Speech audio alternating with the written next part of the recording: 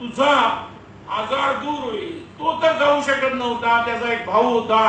त्या भावाला वाटलं आपण जाऊया. विजय नावाचा त्याचा भाऊ, तो भाऊ गेला, शोधला. त्यांनी त्या झाडाची जात सांगितली होती, एक पीतशाल नावाचं झाड, ज्याला असन सुद्धा म्हणतात. त्या झाडाला अन्य अनेक नावे आहे. अजा, अजा म्हणजे बकरी. तिचा जो कान असतो त्या कानासारखी त्या झाडाची असतात पान, म्हणून त्याला अजा कर्ण सुद्धा म्हणतात. असं ते झाड, त्यांनी ते सगळं सांगितलं. आणि हे झाड, झाडाची साल, त्याची अन्य काही गोष्टी या सगळ्या घेऊन ये आणि आणल्यावर हा भाऊ तुझा व्यवस्थित होईल. मग तो गेला,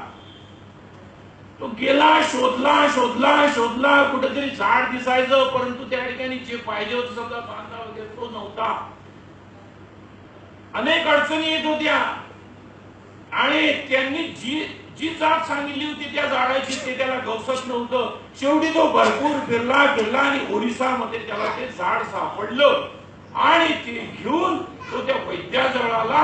त्याचा तो गळ्याचा रोग नीट झाला. एका भावासाठी त्यानं धडपड केली, भरपूर लांब फिरला. माझा भाऊ वाचू दे म्हणून, माझा भाऊ वाचू दे म्हणून तो ओरिसापर्यंत गेला. तो होता वेगळ्या भागातला. ओरिसापर्यंत गेला.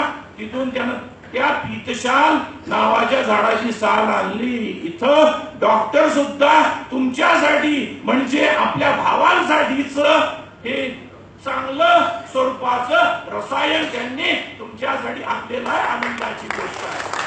खूप लांब लांब जाऊन, जिथं जिथं महर्षी राहत होते त्या भागात राहून भरपूर कष्ट घेऊन त्यांच्याकडून ते ज्ञान आत्मसात करून घेऊन सर्वसामान्यांना त्याची आवड वाढावी, यासाठी ते ज्ञान या पुस्तकामध्ये त्यांनी आपल्या समोर आणलेलं आहे. या पुस्तकाच्या रूपामध्ये धडपडी शिवाय काही होत नाही. तो